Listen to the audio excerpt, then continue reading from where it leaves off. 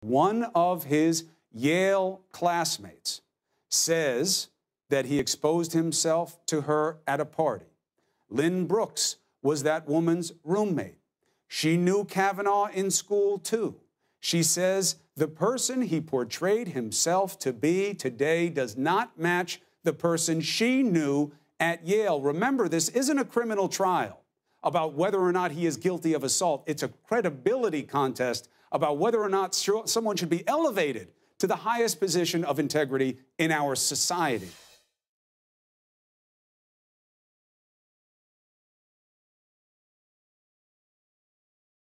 I drank beer with my friends. Almost everyone did. Sometimes I had too many beers. Sometimes others did. I liked beer. I still like beer.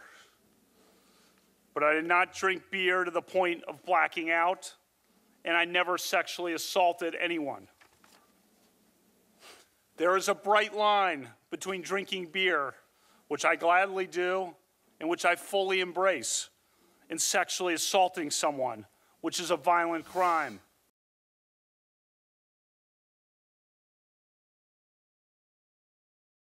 Lynn joins me now by phone. Lynn, can you hear me? I can, Chris. Thanks. Lynn, full disclosure, we've spoken before. I wanted you to come on. You said you didn't want to, weren't comfortable with it, too much pressure. But then you watched today and you changed your mind. Why?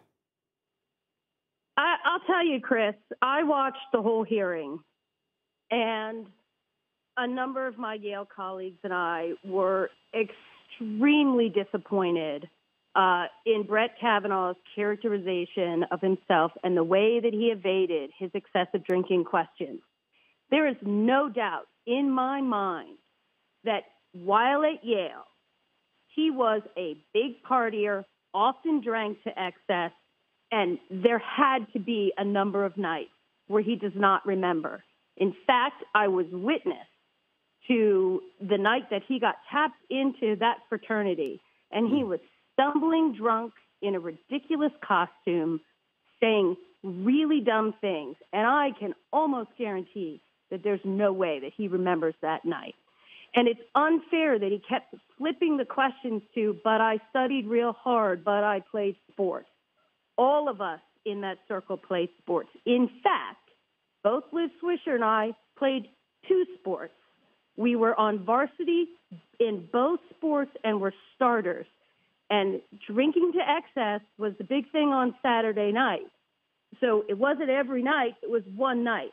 And it's just really disappointing. There were a lot of emails and a lot of texts flying around about how he was lying to the Senate Judiciary Committee today. All right, so Lynn, let's give him the benefit of all possible doubt, right? Let's take the lowest minimum standard of what he has to own. What if he says, I was only talking about in high school. In college, it was totally different. Then I blacked out all the time. I drank to excess all the time. I shouldn't have done it. But in high school, never. Would you believe that? You weren't with him in high school. No, but the Ralph Club, the 100 kegs, those aren't, and weak stomach, that's not a weak stomach question. Those are, look, I don't have anything in my yearbook, but if I had stuff in my yearbook, it would be about partying. So when you heard that today, you felt that the picture that he painted of himself is false. I felt when I saw his Fox News interview that that picture was false. He then took that testimony and submitted it as is in the record to the Judiciary Committee. And I thought today that he evaded questions and he kept trying to turn the question around to, but I studied really hard. Well, you know what? I studied hard, too. I went to Wharton Business School. I did very well at Yale. I also drank to excess many nights with Brett Kavanaugh. The two things are not mutually exclusive.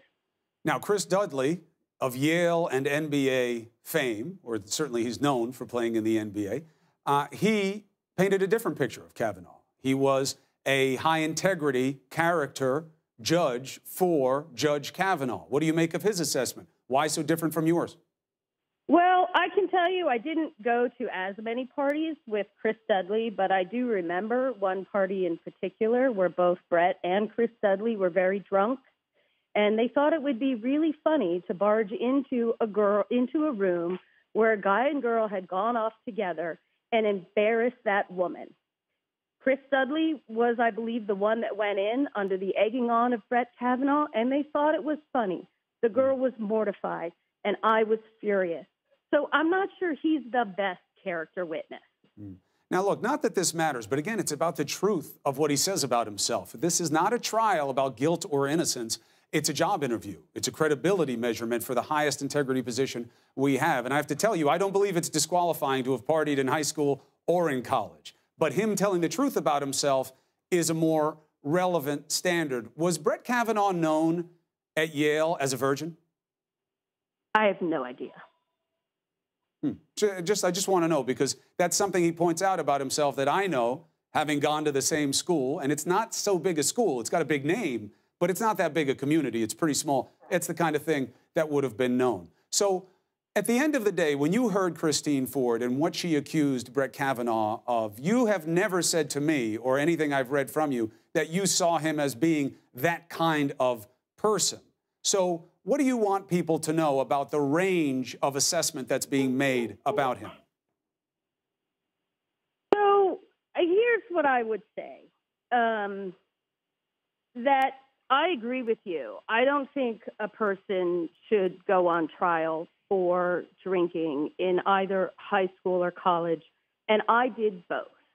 But I will say it is about the truth. And then I will say this about lying. Lying is never good, it is never appropriate, and it always comes with consequences. And while I can't speak to Brett, I will tell my two boys that lying is never good. And also, as their coach, I will tell them that winning isn't everything. It should be about how you play the game. And that's, I think, why many athletes at Yale were incredibly disappointed with the performance today. And quite frankly, the blatant lying.